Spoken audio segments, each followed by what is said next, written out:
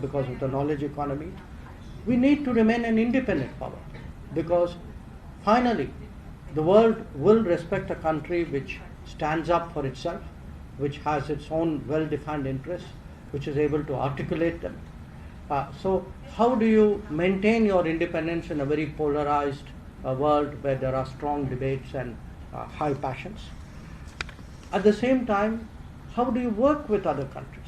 Because you can remain independent and isolated, but that is bad diplomacy. In this, in this very complex world, everybody needs friends and partners. So how do we find friends and partners with whom we are willing to work? And in the past, to use a phrase of the Prime Minister, there have been hesitations of history.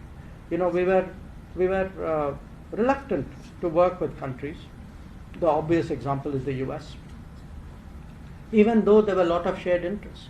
So how do we develop the confidence to be independent and yet have the ability to work with others?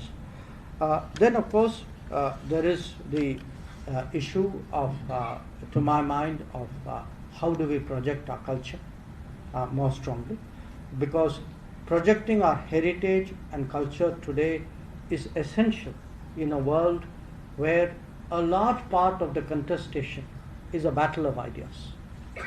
It is, who defines rights and wrongs, what is right and wrong, what is the norm, what is not the norm.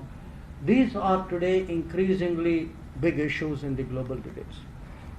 And finally, for a country like India, given our history, I think it's particularly important that we continuously strengthen our national unity, because in the past, if you look at our history, that has been a point of weakness. So very briefly, as I said, I've given you a sense of the changing world, the rise of India, what can make India rise more. And I'll finish with a few words on the G20. As I said, the G20 presidency has already started. It is an exceptional responsibility. It is an exceptional